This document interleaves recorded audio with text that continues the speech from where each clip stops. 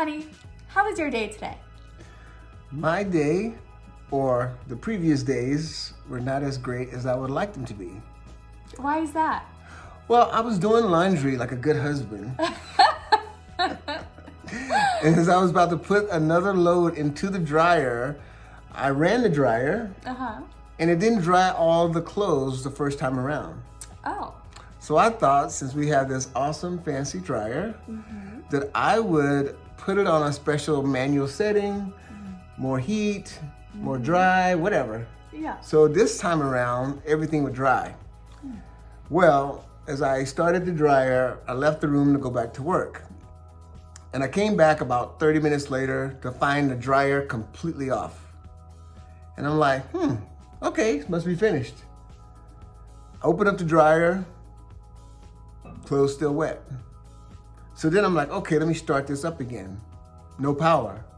Oh my goodness. And I'm like, are you serious? Everyone's worst nightmare. I started thinking about how much I paid for the dryer in that amount of time, and I'm thinking, that was a lot of money. Anyways. Right, and it's only been a couple years. But I'm a former electrician in the U.S. Navy, and I got some troubleshooting skills. Okay, so you got this. Yeah, I got this. Okay. So I popped out YouTube, started looking at some videos with my particular dryer. Everyone's GPS and instruction guide. Yeah. And so I'm like, okay, unplug it, do a hard reset. I'm kind of working through all of that. I'm like, yeah, this is gonna do it. Nothing. So I'm like, So I go outside to check the breaker. It's not tripped, but I turn it off, turn it back on, kind of go through the whole process again. Still no power. I'm like, So I watch more YouTube, and as I'm watching YouTube, it was basically telling me it could be this fuse, this thermal fuse. And I'm like, could it be anything else? They're like, no, the thermal fuse. I'm like, why am I gonna pay someone $300 or $400 to tell me it's a thermal fuse when YouTube just told me? Yeah, you can do it yourself. Yeah. So I thought I would mosey on down to Home Depot, pick up the thermal fuse, come back here, fix this in no time flat, and impress my wife. Way to be proactive. I love that. Yeah. However, when I get to Home Depot, they don't carry the part.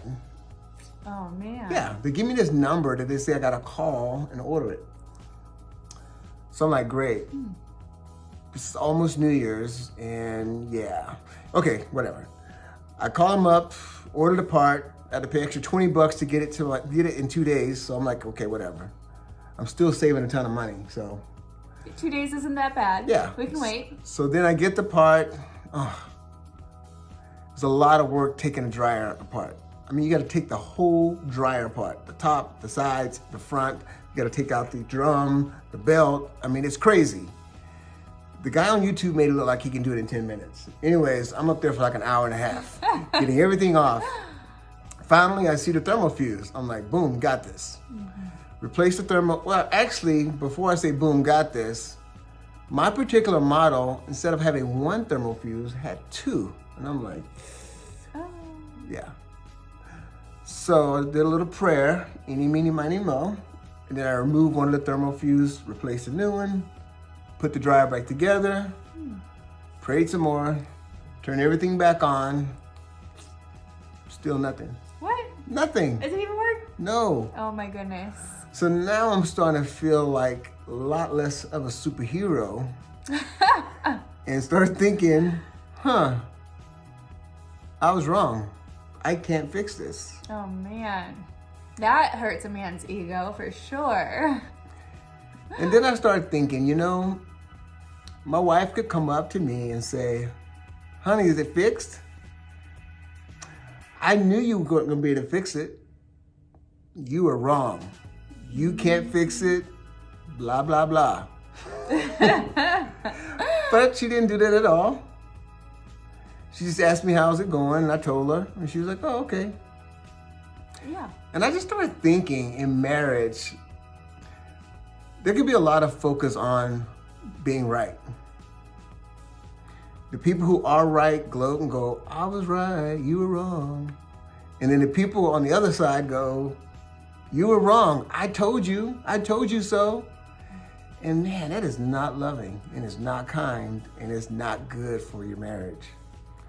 And so we were just thinking about that, and I'm just so grateful that I have a wife who does not do that, who encourages me and just say, well, what are you gonna do now, honey? And I said, I'm gonna call a professional so we can get our clothes dry and I can go back to my husbandly duties of doing laundry.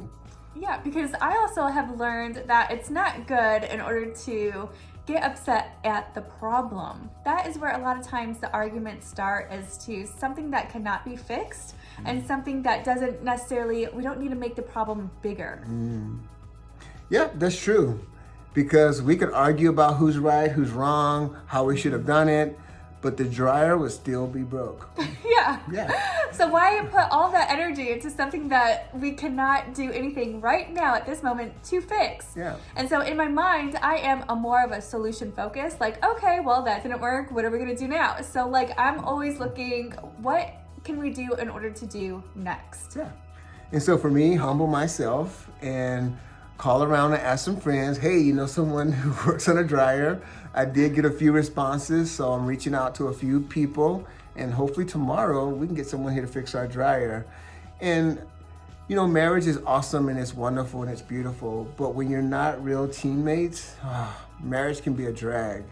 And so really the purpose of this video is to have good teamwork. Don't focus on being right. Don't gloat if you are.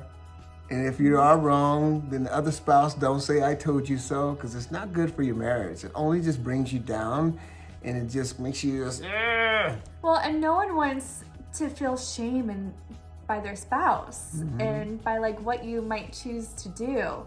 And so thinking about God, how he loves even our innermost being, where we make those mistakes. We are human, but then loving that person in and through them and still keeping that connection, because he doesn't want anything to detour the love and the connection of what a marital relationship really does bring.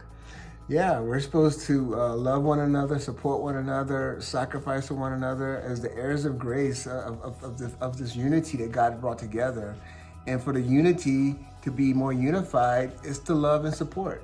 Yeah. And so we can use our words carefully. And so I knew my wife was proud that I tried, instead of her pulling me down and says, you can't do that. And I think sometimes in marriage, we don't even realize how our words can be so hurtful towards our spouse. And it's not just verbal words, it's also nonverbal words. The words that you're not saying, but like the words that you're giving with your eyes. Eye roll.